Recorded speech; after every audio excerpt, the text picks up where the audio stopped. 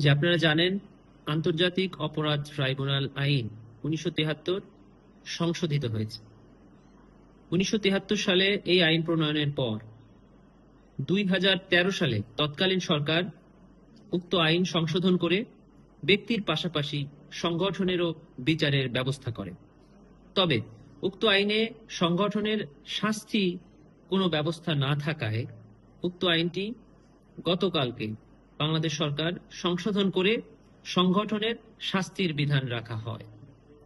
সেখানে বলা হয়, কোনো সংগঠন যদি বিচারে প্রমাণিত হয় তার বিরুদ্ধে অভিযোগসমূহ, তবে ট্রাইব্যুনাল উক্ত সংগঠনকে ব্যান করতে পারবে। QCY Melowax Pro ANC on সব নয়েজ গন।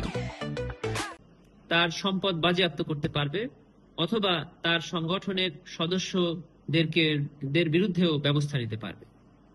উক্ত সংশোধনীর পরে আন্তর্জাতিক অপরাধ ট্রাইব্যুনালে ব্যক্তির পাশাপাশি সংগঠনের বিরুদ্ধে তদন্ত, বিচার কার্য পরিচালনা এবং শাস্তি দেওয়ার ব্যবস্থা রাখা হয়েছে।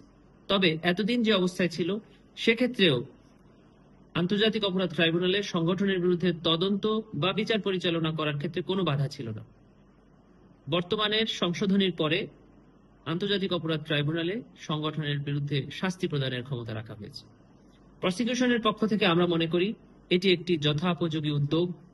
যদিও বাংলাদেশে প্রচলিত অন্যান্য আইনেও সংগঠনকে ব্যান করার বা সংগঠনের বিরুদ্ধে শাস্তি দেওয়ার বিধান আছে, তথাপিও আন্তর্জাতিক অপরাধ ট্রাইব্যুনালের মতো একটি ইন্টারন্যাশনাল স্ট্যান্ডার্ড আইন বা ট্রাইব্যুনালে একটি সংগঠন বা কোনো ব্যক্তির বিচার যদি সম্পন্ন হয়ে থাকে সেটি হবে মানুষের জন্য অ্যাকসেপ্টেবল।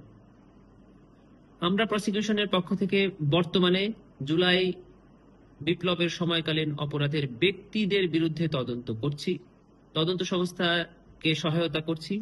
তদন্ত সংস্থা ইতিমধ্যে কয়েকটি রিপোর্ট একদম শেষ পর্যায়ে নিয়েছে, একটি রিপোর্ট প্রসিকিউশনের হাতে সাবমিটও করে দিয়েছে।